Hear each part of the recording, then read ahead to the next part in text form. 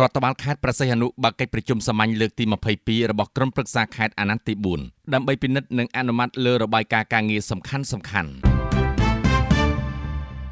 រដ្ឋបាលខេត្តព្រះសីហនុបានរៀបចំកិច្ចប្រជុំសាមញ្ញលើកទី22របស់ក្រុមប្រឹក្សាខេត្តអាណត្តិទី4ក្រមអធិបតីភាពរបស់ឯកឧត្តមវង្សផាណាតប្រធានក្រុមប្រឹក្សាខេត្តនិងឯកឧត្តមម៉ាំងស៊ីនេតអភិបាលនៃគណៈអភិបាលខេត្តព្រះសីហនុ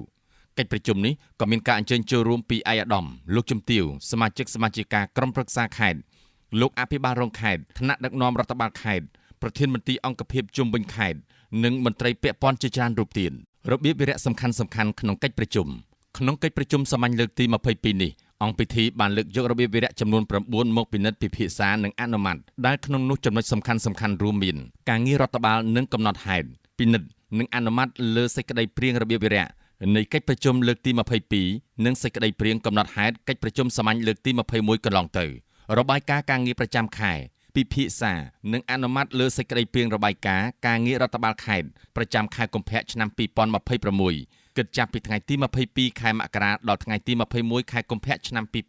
2026ការតាមដានសកម្មភាពគណៈកម្មាធិការជំនាញស្ដាប់របាយការណ៍វឌ្ឍនភាពពីគណៈកម្មាធិការសម្រាប់សម្រួលបច្ចេកទេសគណៈកម្មាធិការពិគ្រោះយោបល់កិច្ចការស្ត្រីនិងកុមារគណៈកម្មាធិការលទ្ធកម្មគណៈកម្មាធិការរៀបចំដែនដីនគររូបនីយកម្មនិងការិយាល័យប្រជាពលរដ្ឋខេត្ត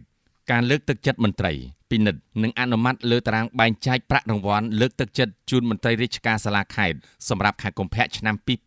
2026កិច្ចប្រជុំនេះជាយន្តការដ៏សំខាន់ក្នុងការត្រួតពិនិត្យរាល់សកម្មភាពការងារដែលបានអនុវត្តកន្លងមកដើម្បីធានាបាននូវប្រសិទ្ធភាពក្នុងការបម្រើសេវាសាធារណៈនិងការអភិវឌ្ឍខេត្តឲ្យកាន់តែរីកចម្រើនកិច្ចប្រជុំបានប្រព្រឹត្តទៅតាមលំដាប់លំដោយនៃរបៀបវិរៈដោយមានការចូលរួមមតិយោបល់យ៉ាងផុលផុសពីសមាជិកនៃអង្គប្រជុំនិងបានបញ្ចប់ទៅដោយលទ្ធផលជាផ្លូវការបន្ទាប់ពីមានប្រសាសន៍បូកសរុបបិទអង្គប្រជុំពីសំណាក់ប្រធានក្រុមប្រឹក្សាខេត្ត